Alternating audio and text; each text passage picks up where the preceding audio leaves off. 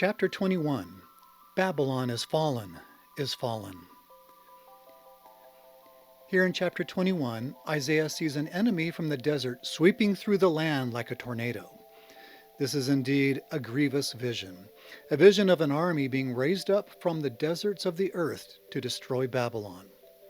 The desert described here is a large swath of the Middle East, from the desert of the sea, meaning the desert near the Mediterranean, to Media, which was about 1,000 miles away in what is today Iran. The carnage that Isaiah sees is so terrible that it causes him to suffer bodily, like a woman in labor. In vision, he sees soldiers at ease, eating and drinking, but suddenly the alarm is sounded. Arise and anoint the shield. Anciently, some warriors lathered their shields in oil, believing that swords would glance off them more easily. But these men were surprised. How did that army get here so quickly? Again in vision, Isaiah is prompted to appoint a watchman to declare what he sees. The word for watchman denotes a man with prophetic responsibility. Thus, in the latter days, a watchman, a prophet, will be called to witness and record the fall of Babylon. Isaiah's watchman now sounds the alarm. Here cometh a chariot of men with a couple of horsemen. Of course, this chariot signifies much more than two men in a chariot. The two horsemen represent the Assyrian king and his leadership.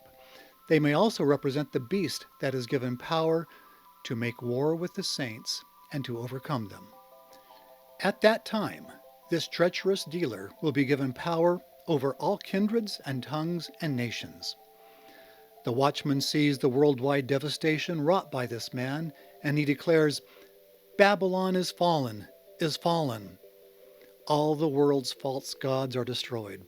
All of its false hopes are dashed. And even the house of Israel will suffer, as the watchman now declares a threshing that will include the corn or sons of my floor. This means that the threshing that occurs will involve the sons of God's own people. Then Isaiah sees a new vision, which he calls the burden of Dumah. The word Dumah has a double meaning. It refers to a desert region down near the Sinai Peninsula, but it also means silence. Thus, this oracle or burden implies a vast silence over the conquered land. But there are some survivors, and they ask, how much longer? How much more of this long night must we endure?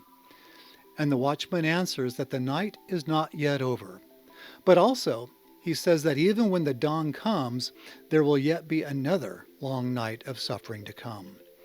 Then the watchman counsels these weary survivors to return, come. The Hebrew word for return is also translated in some places as repent. Thus, the watchman, the servant of God, is pleading with these forlorn survivors to repent.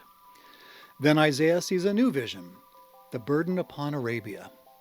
He sees companies of deadenim, or wanderers, who have fled the destroyer. After traveling for a time, they've come to a refuge in the forest in Arabia. Believe it or not, there actually are forests on the southern tip of the Arabian Peninsula. In fact, it was in one of these that Lehi's family found rest and bounty. It was an area that must have had many trees because it was where Nephi built a ship.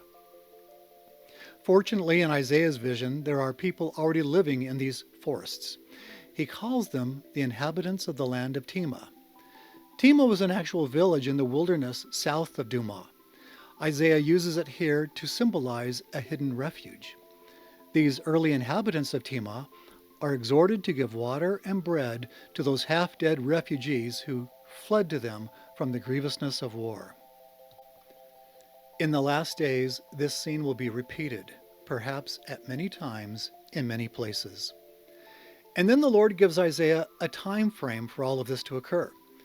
Within a year, according to the years of an hireling, and all the glory of Kedar shall fall. Within the 3-year span of the Assyrian invasion, this part of the vision will be accomplished in the final year.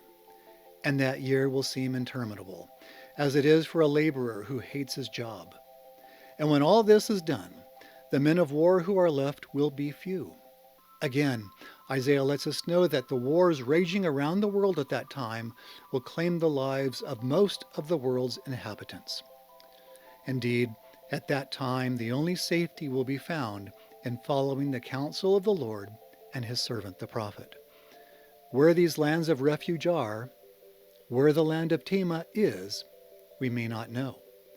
But God will speak to his humble people and will lead them by his power to safety.